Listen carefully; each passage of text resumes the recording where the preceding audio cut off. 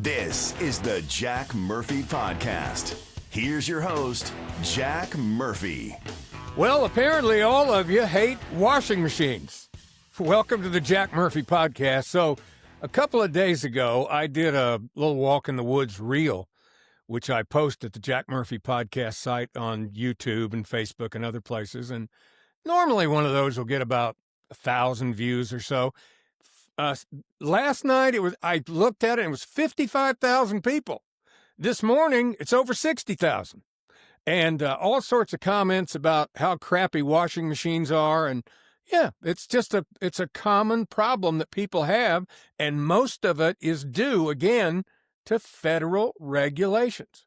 The good old days, you just had a knob that went click, click, click, wash, rinse, spin, had an on-off switch. There was a motor in there that pumped water in and out. Not anymore. In efforts to save water and be green and all that, everything's computerized. So when anything goes out, the whole thing's got to be replaced, and it's not worth doing. You just got to buy another one. So washing machines, dryers, cars, they've all just become disposable. Nothing, even really good stuff, is made to last anymore. Now, I have learned a little bit after talking to some of the washing machine manufacturers. It's the brand to go with, and it costs a lot more money, that's still using good stuff, is Speed Queen. That's my tip for the day. Let's talk about the fact that President Trump incited an erection. His various cases of, he's got charges of inciting an erection. Donald John Trump incited the erection.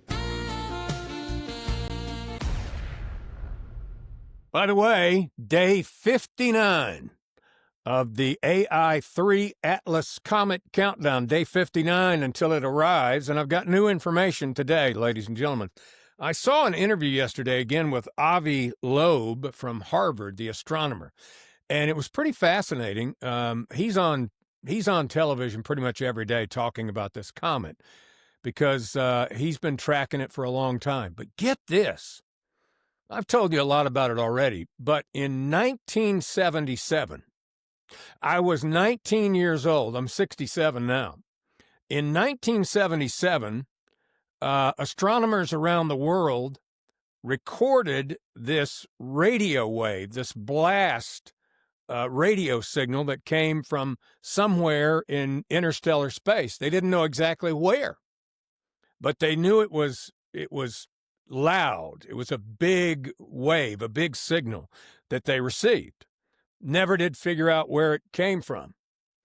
Well, now that this comet has gotten so close, I guess this Avi Loeb astronomer got curious about it, and he went back and traced the path of this comet to where it was in 1977, and he said yesterday in this interview I watched that there was less than a 9% chance that that signal did not come from the comet.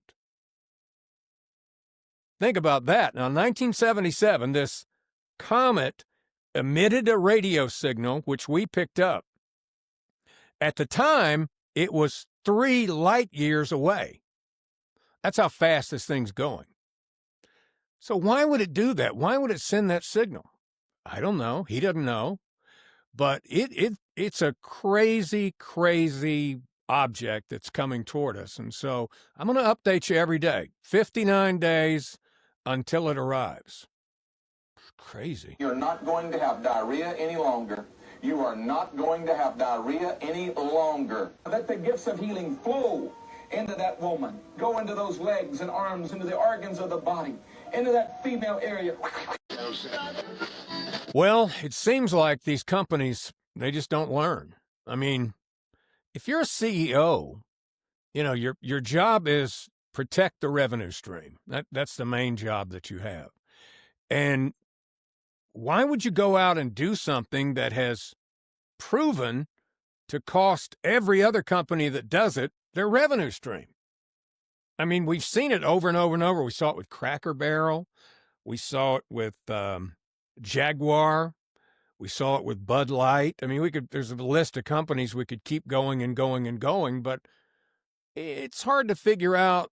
The only thing I can think of, there's a company called Rip Curl, and it's a surfing company. My guess is they're in California. Okay, new information just came into the Jack Murphy podcast. Rip Curl is not in California. It's even worse. They're in an even more liberal place than that. They're in Australia. And by the way, they've closed 35 stores since they hired their new spokesperson and got rid of the one that they'd had for a long, long time. And a lot of the surfers just aren't into it. Now, I want you to take a look here. This is a picture of the young lady who lost the arm.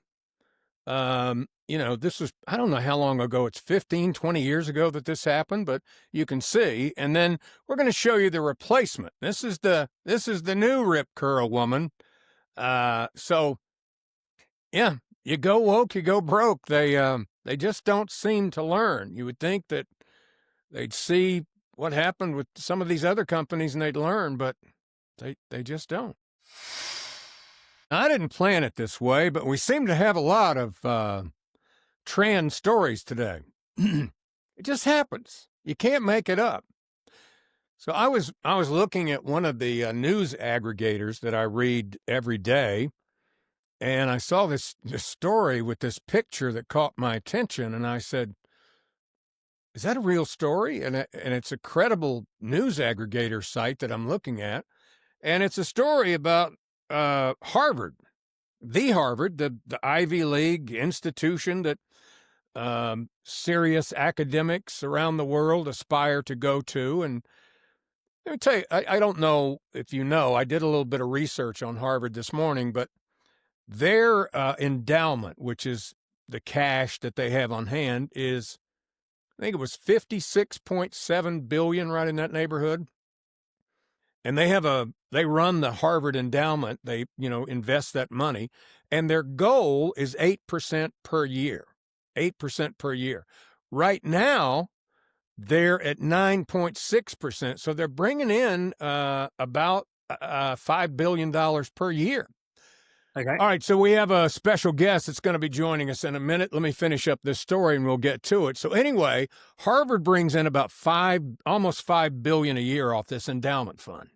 And, they had a little tiff with President Trump, and he cut some of their money, several $1 billion, and everybody's going, oh, it's terrible. Well, they're bringing in $5 billion. The place is paid for, and all the money they get in tuition, plus they get grants from other places and everything. So imagine that you had a child that you had raised, and you'd always been on them to study hard, do their best, and they got accepted to Harvard. And you go, well, it's going to cost me $75,000, $80,000 a year, but it's worth it. It's Harvard. Or maybe they went and borrowed the money to go to Harvard to get an education, and your child calls home that first semester and said, we got a new professor that they just brought in from Tufts University, a visiting professor, and she's going to be teaching some classes. And this is a photo of her that I wanted you to see. This is she has an Islamic name, but her name that she uses is Lahore Vaginistine. Lahore Vaginistine, and she's going to be teaching 2 classes at Harvard, gender studies and a study of RuPaul's Drag Race. Now, you can't make that up at all, but can you imagine if you were a parent and your child called home and showed you their new professor that was going to be visiting their school? I would be pretty stunned, wouldn't you?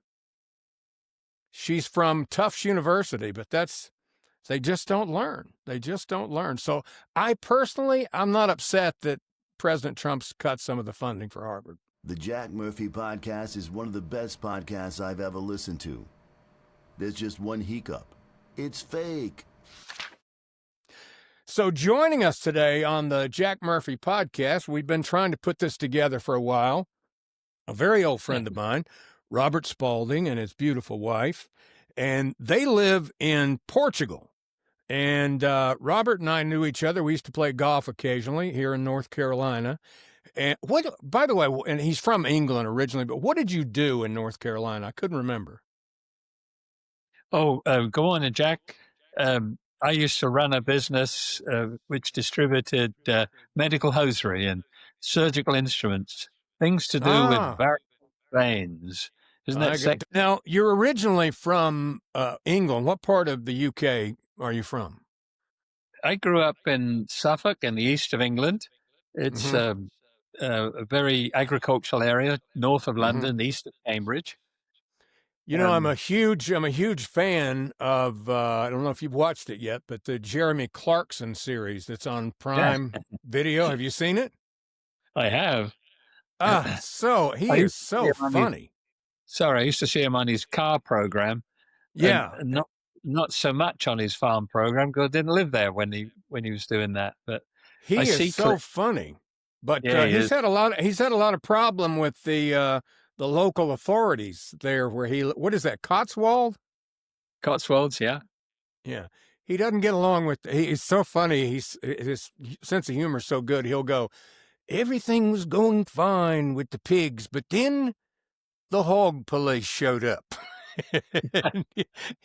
It just seems like they're intent on killing business wherever that is that he lives.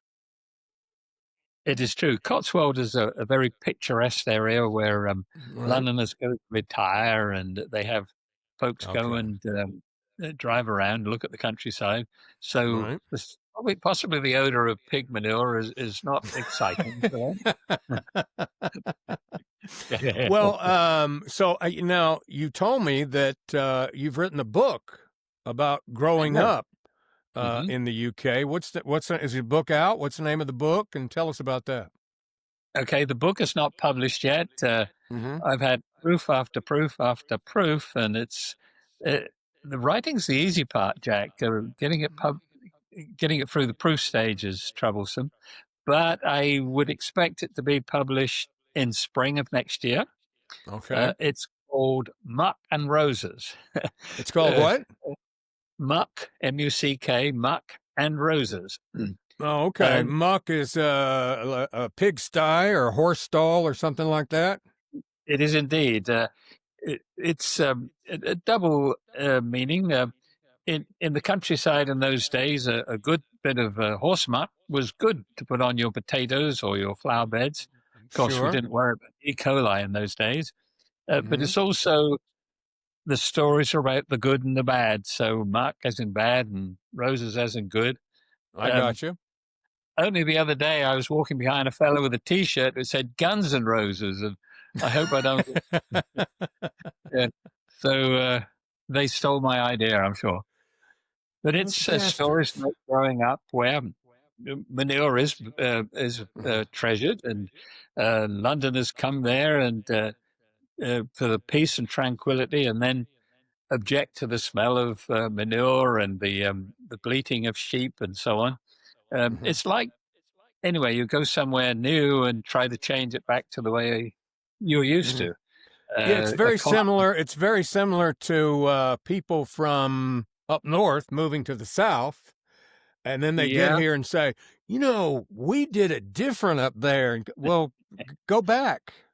You know, we don't want your higher taxes, and we don't want, you know, we just don't want it. Go back.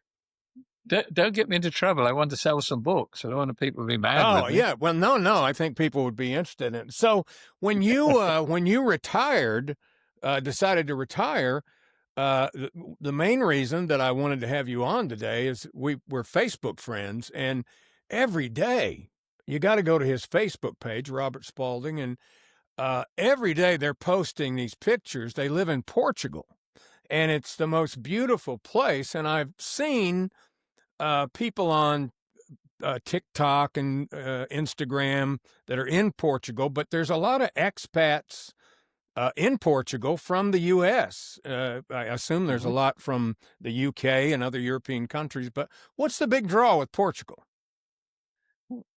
Lots of things. I mean, it's beautiful.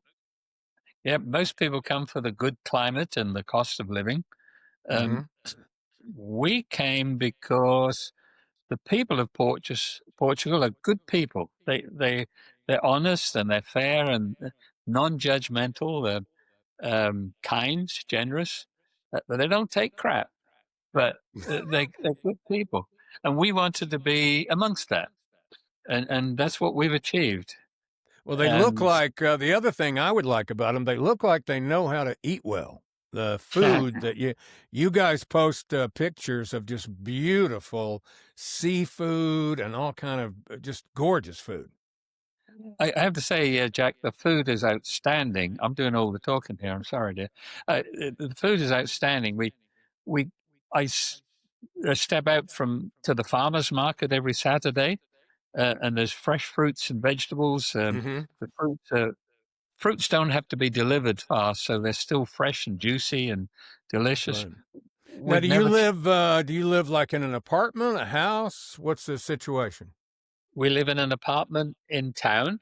Why? Because we wanted to be amongst the Portuguese, uh, Okay. and we've achieved that. We have lots of friends, very good friends now who are Portuguese.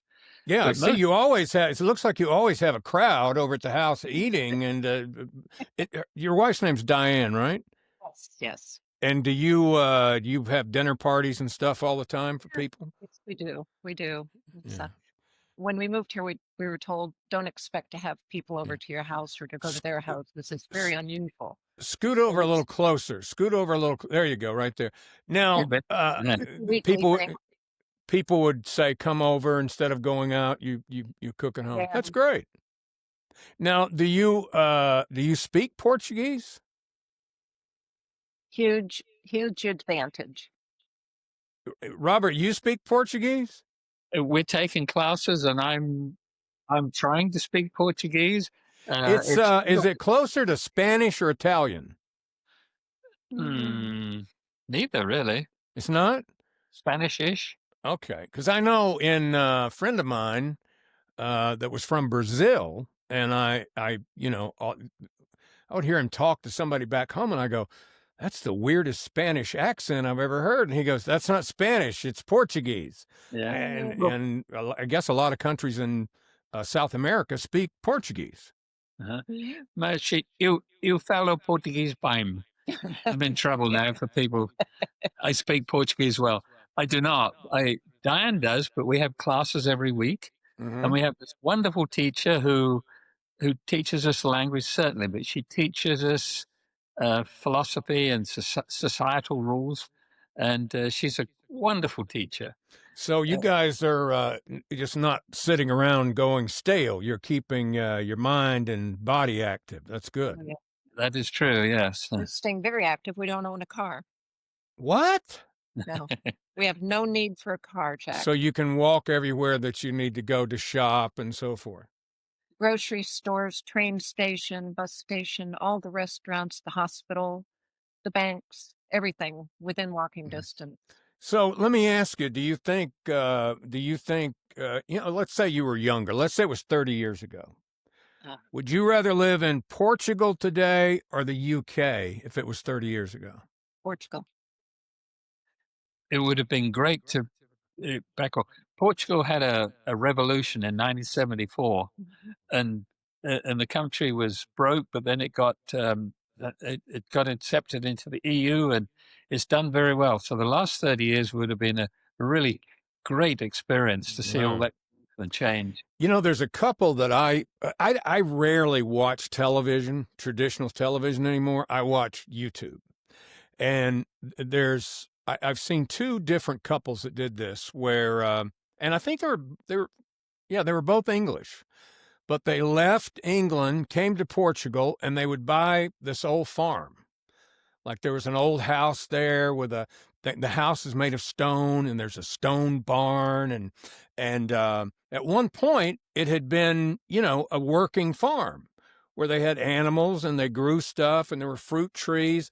And so the couple would come in and you'd see it and you'd go, "Ooh, that's going to be a job to get that, livable."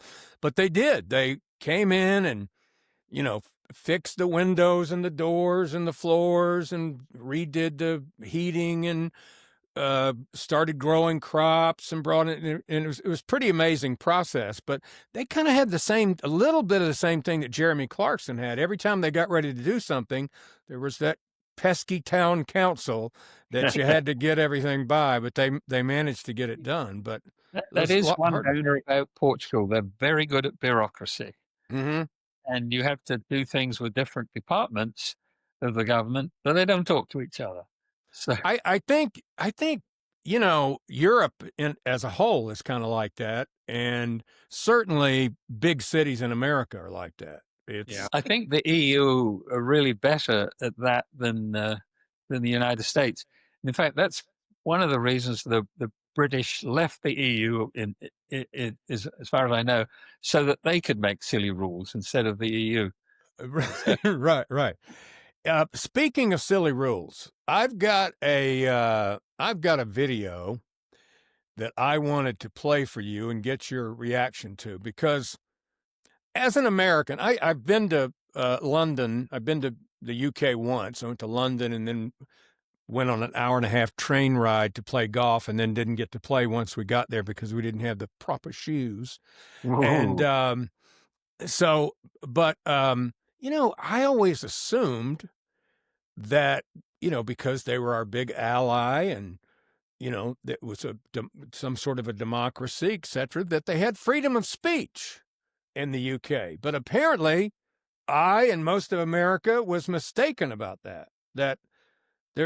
When you were growing up, was there such a thing as freedom of speech? Oh, absolutely, yes. Of course, we didn't have the internet in those days, and it was the post-war years. So let me revise that. It was the post-war years, so there was still some censorship, and the newspapers told funny stories. They hid things up. Let me say about the royal family, say. Okay. But you could certainly express an opinion and not go to prison for it. Yeah, well, the same thing has happened here. And the minute I heard the term hate speech, I thought, okay, who determines what that is?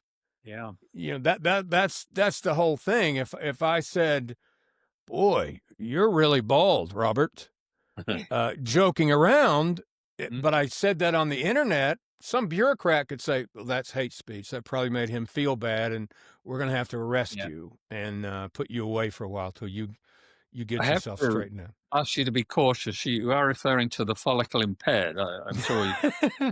In fact, there was some new high up law enforcement official in the UK when he first came into office, was doing an interview, and he was talking about hate speech, and they have a whole list of, it was hate speech and things that made people feel bad and hurt their feelings and, all this stuff. And he said, we're going to enforce those rules. And if we have to, we'll extradite people from other countries, including the USA. And I went, well, good luck with that, because I don't think it's going to happen. But anyway, I have a clip here of a judge who is sentencing a guy for what they call some sort of hate speech. And the more I watched it, the madder I got. First of all, it's the judge himself. He's such a better than thou. His attitude just makes you want to smack him. But listen to him talk to this guy and what he did. You have been committed for sentence, having pleaded guilty to an offence of publishing written material which is threatening, abusive, or insulting, intending thereby... First of all, I got to ask you, what's up with the costume and all that? I mean, did they used to wear that in the 1400s and they got a good deal on the outfits and they don't want to change? What's going on? Well, the British like their traditions, and maybe in 100 years they might just wear a regular suit. It's quite an outfit. Anyway, well, let's continue. Ending thereby to stir up racial hatred. Oh, boy. On the night of the 2nd and 3rd of August, the Britannia Hotel in Leeds was attacked by people who threw missiles. Now, I'm assuming he means rocks I guess so. when he says missiles, because I don't know how you throw a missile, but I'm guessing they were throwing rocks at the hotel. Missiles, which damaged windows. Oh, my goodness. The police were called, and on the 3rd of August, the hotel was locked down for the protection of those who were living there. At the time, there were 210 occupants, many of whom were foreign refugees and asylum seekers. Refugees. So the hotel was hosting illegal immigrants for free on the taxpayers' money, and this guy complained about it on the interwebs. Similar attacks to the hotel were launched on the 4th of August. Mm-hmm. The police attended. Apparently, a lot of his fellow citizens felt the same way about their money being spent that way. Police attended on each occasion, and units were deployed to safeguard the hotel and to provide an increase in the police presence in the area. In between the two attacks, you took to social media Here we go. in order to encourage others towards participation in the attacks upon the hotel. The initial post received 6 likes. However, it was sent to your 1,500 Facebook friends, and because of your lack of privacy settings, will have been forwarded to friends of your friends. I mean, this is the most ridiculous thing that I've ever heard. He gets 6 likes, and and he went to jail for it because he was, angry about a political situation. But, in the past few months, I've seen people in wheelchairs getting arrested for social media posts. Yeah. I've seen people get arrested for flying the flag. Yes.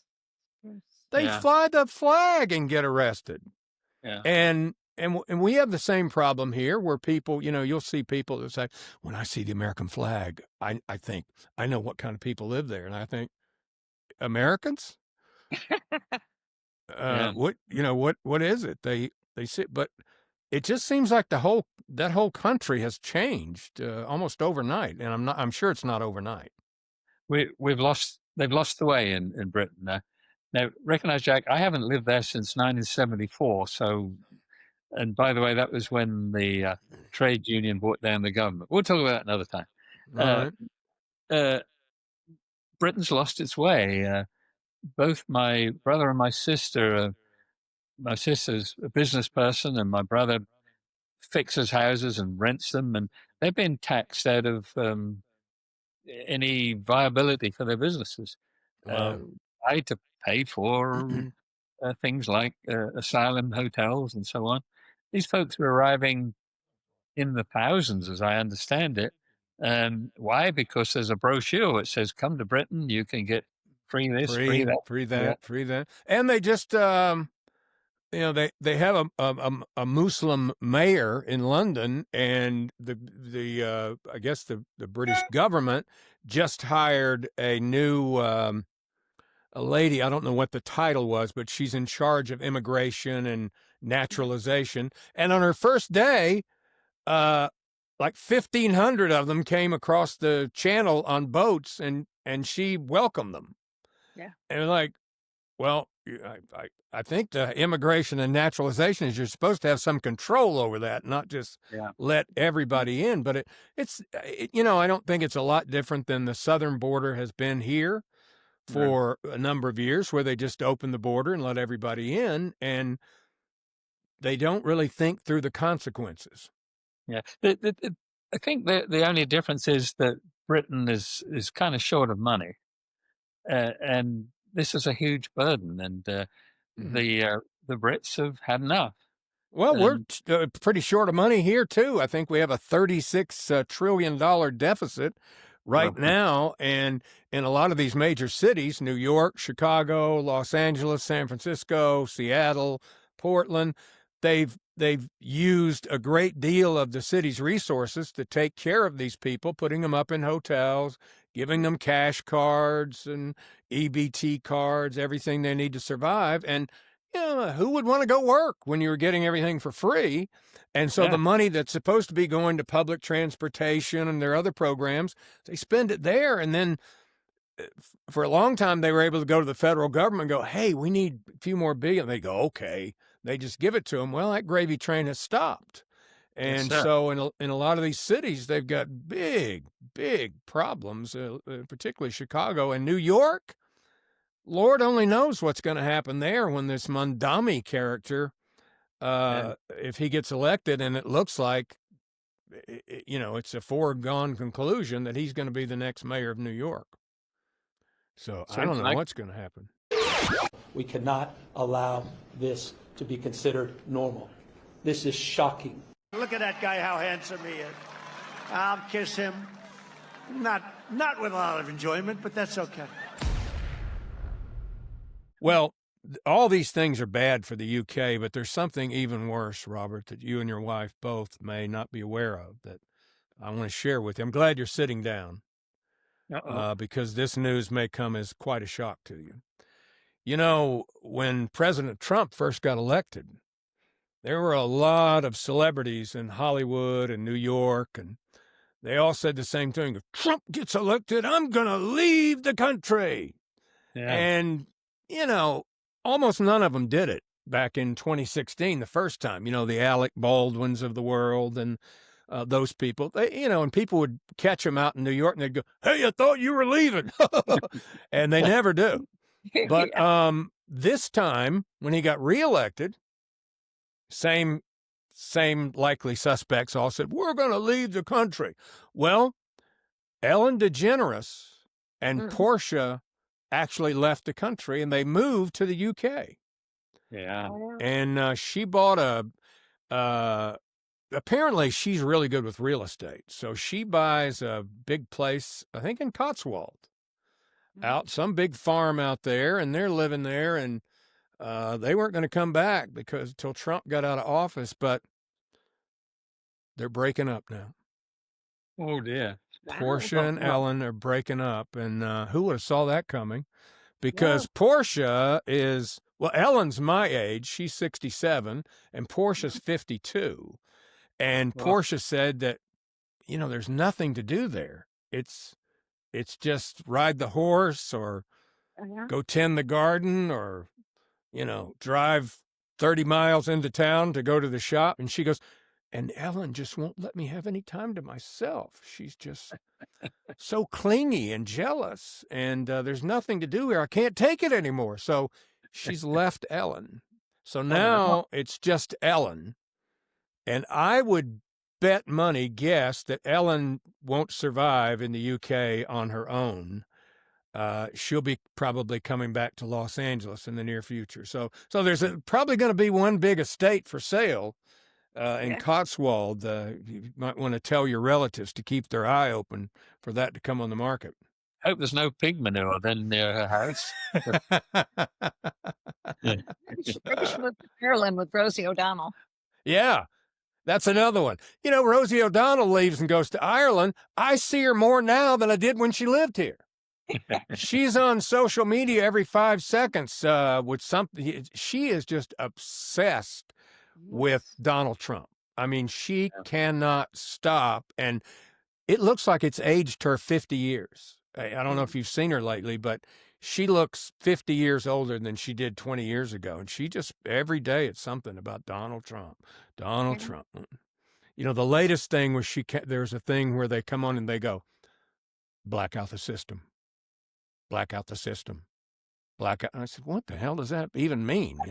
And it was a day when, to protest Trump, they were all going to stay home and not go to work, not spend any money, and not use the internet, not consume any media, and that would really get their attention. Yeah. And then what? You going to kick him out of office, or what's your plan from there? So I don't know. Well, I'm sad to see what's happening in the UK because I see these pictures. There was a terrible terror attack at the synagogue a couple of days ago.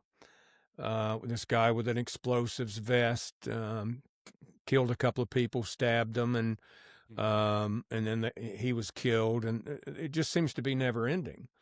And the response is crazy. I don't know if you've seen this, but in the UK, they have a problem with they have the same problem that they have in the UK. They have a large Muslim population, and a lot of these fundamentalist Muslim or Islamics, they want to take over the country. They want to, multiply and take over the country and have Sharia law. And some of them are radicalized, and they want to kill people. And Australia's had the same problem. They've had multiple attacks down there, but the crafty police down there in Australia, they're a step of the head of the Brits because they took away everybody's guns. When did they take the guns away from everybody in Britain? You remember? I don't think we've ever had guns other than sporting guns. Yeah. Well, I mean, but you can still have sporting guns in London? Oh, not in London. No, you have to have a license and a good reason to have it, and blah, blah, blah. Yeah. Of course, how about I want to protect my house and my property in case somebody comes in and tries to cut us up and stab us? That wouldn't be reason enough, probably. I don't think so. No. Well, I actually saw who's the black British actor that's really famous? Idris. I can't remember his name, but he's good. I actually saw him the other day because, they've already banned the guns for the most part in the UK. And he was on an interview after one of these attacks, and he goes, well, it's time we take away the knives. and the reporter said, well, what kind of knives are we talking about? And he goes, all of them. And she goes, how are you going to cut up your steak? And he said, do you value your steak over the lives of your fellow citizens? Oh, God. I mean, that's how goofy that a lot of these people are. But anyway, in the UK, they've come up with a foolproof plan to stop these knife attacks. Listen to this police officer. 1st of September, when the ban on machetes takes place, we are rolling out through Victoria Police at 24/7 police stations the safe disposal bins. These will be at locations right across the state. Okay. They'll be locations where people can come and lawfully dispose of any machete that they may already have at one of these bins safely and securely. And we've done this because we want to get these knives off the streets because these knives destroy lives. Is there an unsafe, unsecure way to get rid of your machete that I'm unaware of? I mean, do they really think that the people that have the machetes that intend to do harm with them are going to drop them off in their little boxes that they've set up? Probably go rob the box. Yeah. Hey, I know where a bunch of machetes are. We just got to steal that box and get out of here. Well, she did what she could. Yeah, which was nothing. Absolutely nothing. Well, listen, we'll have to do this again. I have enjoyed thoroughly seeing you again. I haven't seen you in forever, and chatting with you, and I'll continue to enjoy your Facebook post, and we'll check back with you for the European point of view occasionally, if you don't mind. Okay. And I'll send you a copy of my book when it gets published. Yeah, and you say it's probably going to be out in the spring? That's my guess, yes. All right. Well, maybe we'll set up a big book tour for you here in North Carolina. We'll start at Forest Oaks and go to Sedgefield and all your old haunts to be signed. We could expense it too. Play some golf and. There you go. I like the sound of it. So anyway, Robert Spaulding and his beautiful wife Diane joining us today from Portugal. And thank you for watching the Jack Murphy Podcast. If you haven't subscribed, go ahead and do that today and like the video and have a great weekend. And we'll be back on Monday.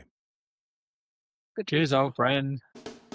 Thanks for watching the Jack Murphy Podcast. Remember to like, subscribe, and ring that bell. Go ahead, ring it. Get alerts when a new episode drops. And tell your friends about the Jack Murphy Podcast. But only the cool friends, please. Tune in next time for another episode of the Jack Murphy Podcast.